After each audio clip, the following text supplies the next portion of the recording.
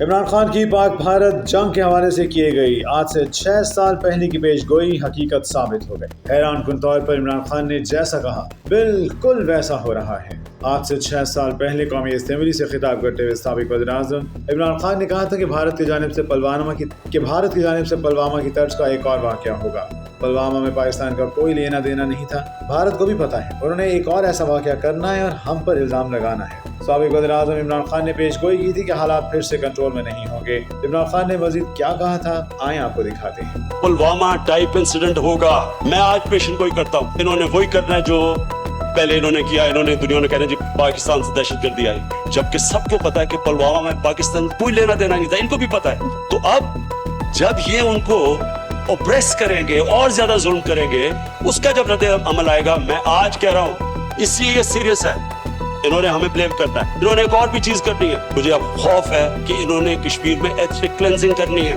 یہ ساری جب چیزیں کریں گے اور یہ پاکستان کو بلیم کریں گے، اس کے بہت سیریس کانسیکوینسز ہیں۔ اور میں بار بار اس کے بعد پلوامہ کے بعد ان کو کہتا گیا کہ 2 نیوکلیر آرم کنٹریز ایسی رسک نہیں لے سکتے، ہم اپنے مسئلے ڈائلاگ سے حل کریں۔ میں آج آپ کو کہہ رہا ہوں کہ جب یہ سچویشن ہوگا، یہ کسی کے کنٹرول میں نہیں ہوگا۔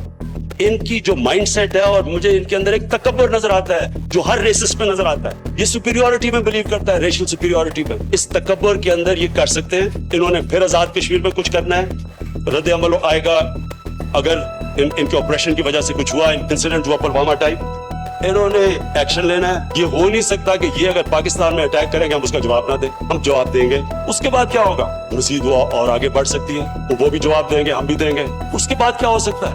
کنونشن وار ہو سکتی ہے۔ کنونشنل وار اگر ہو گئی پھر کیا ہوگا؟ 2 نتیجے ہو سکتے ہیں، وار ہمارے خلاف بھی جا سکتی ہے، ہمارے لیے بھی جا سکتی ہے۔ اگر ہمارے خلاف وار جاتی ہے تو پھر ہم کیا کریں گے؟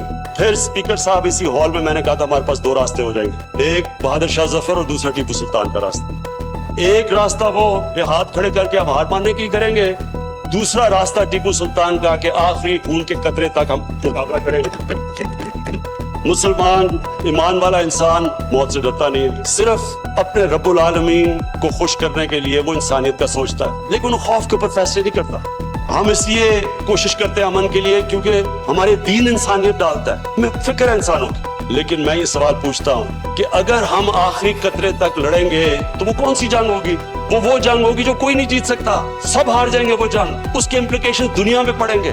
میں نیوکلیر بلیک میل نہیں کر رہا، میں کامن سینس کو اپیل کر رہا ہوں۔ Hope for the best, be prepared for the worst. کیا دنیا ورسٹ کے لیے پریپیئرڈ ہے اگر یہ دوسری طرف چلی جاتی ہے؟ اس لیے یہ ٹائم ہے ایکشن لینے کا۔ اس لیے ہم دنیا کو اپیل کرتے ہیں کہ ایک ملک جو بلیٹنٹلی سارے انٹرنیشنل قوانین کی دھجیاں اڑا رہا ہے، جس کو فکر ہی نہیں ہے، کیونکہ اس کو پتا ہے کہ پہلے کیا ہوا جب وہ کشمیریوں پہ ظلم کر رہا تھا، جب UN کی بھی ایک آدھ ہیومن رائٹس پہ رپورٹ آئی، پہلے تو وہ بھی نہیں کرتے تھے، اس کے باوجود دنیا نے کچھ نہیں کیا، کوئی ان کو کچھ نہیں کہتا تھا، ان کو اور ہلا شیری بھی نہیں کیا۔ اچھا اگر دنیا کچھ نہیں کہتی آگے گیا، اس لیے انہوں نے یہ ایکٹ کیا۔ اور اگر اب دنیا نہیں کچھ کرے گی، میں آپ کو کہہ رہا ہوں کہ اس کے سیریس کانسیکوینسز ہیں، یہ اور آگے جائے گی گیم، اور یہ ادھر چلی جائے گی جدھر سب کو نقصان ہوگا جو کوئی نہیں تصور کرنا چاہتا۔ اس لیے یہ ہے ٹائم ایکٹ کرنے کا۔ ناظرین، کیا آپ کو بھی لگتا ہے کہ عمران خان کی کہی گئی سب باتیں سچ ثابت ہو رہی ہیں؟ کمنٹ سیکشن میں اپنی رائے کا اظہار ضرور کیجیے گا۔